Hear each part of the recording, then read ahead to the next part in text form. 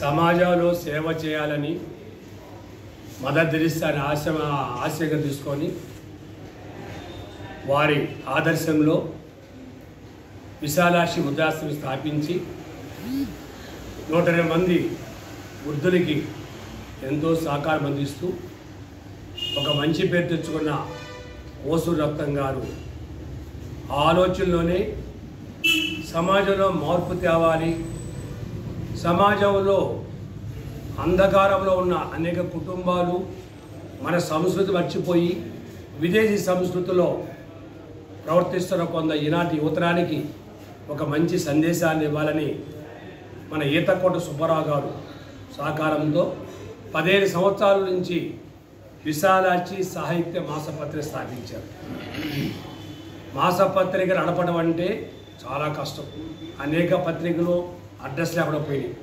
కానీ తనకు కొంచెం సంపాదనలో కొంత సమాజానికి పెట్టాలని ఉద్దేశంతో ఈ మాసపత్రిక 15 సంవత్సరాల నుంచి నడుపుతూ అనేక సాంస్కృతిక కథలు అలాగే కవితలు ఇవన్నీ కూడా ఆ పత్రిక ద్వారా సమాజానికి అందిస్తూ అనేక సినిమా ప్రముఖులు దాన్ని అభినందించారు.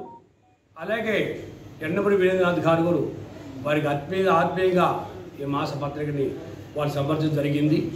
దీంట్లో అనేక కథలు నేను చిన్నప్పుడు చదివేవాడిని. బాలమిత్ర, చందమామ కథలు ఒకప్పుడు గ్రంథాలయం పోయేవాడిని.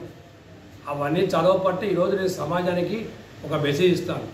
ఏదో మాసపత్రిక నడుపుతున్నారని కాకుండా దానివల్ల తెలియని మనకి కుటుంబానికి సంబంధించిన పిల్లలు ఎలా పెంచాలి, వాళ్ళ సంస్కృతిని వాళ్ళ సమాజ ఏర్పాటుకి ఉపయోగపడుతుంది. కాబట్టి ఆ విశాలాక్షి సాంస్కృతిక మాసపత్రికని అభినందిస్తున్నాను.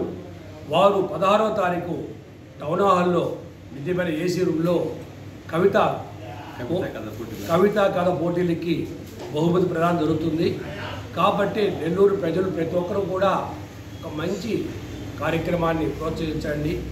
ఇలా మనం వదిలేస్తే ప్రతి ఒక్కరూ కూడా కుటుంబాలు అర్థం కాని పరిస్థితులు దెబ్బతిని కాస్తారు. కాబట్టి ఈ మాసపత్రికలో వచ్చే కథల్ని కవితలను చదివి సమాజం మార్పు తేవాలని వారు కష్టపడ కోసరత్నం గారికి విశాలాక్షి మనకు సంపాదకులు విశాలాక్షి మాసపత్రిక సంపాదకులు ఈతకోట సుబ్బారావు గారిని అభినందిస్తూ మీరందరూ కూడా 16వ తేదీ నుంచి ఆ కవితా పోటీల్ని కథల్ని ప్రోత్సహించి అందరినీ అభినందిస్తారని చెప్పి ఆశిస్తూ మీ అందరి దగ్గర సెలవు తీసుకుంటూ ఈరోజు ఆ 25 కళాశాలల కన్వీనర్స్ ఏ మంచి కార్యక్రమం జరిగినా కూడా దాని ముందున్న Guinness book holder Ameer Jan గారు, అలాగే హాస్య నటులు హరిబాబు గారు, భాస్కర్ గారు వెన్నంటూ ఉంటూ ప్రోత్సహిస్తారు. వాళ్ళు అభినందిస్తూ mind game cinema hero Sriram గారు, ప్రొడ్యూసర్ వాసు గారు, మహేంద్ర గారు కూడా ఈ కార్యక్రమం పాల్గొన్నారు.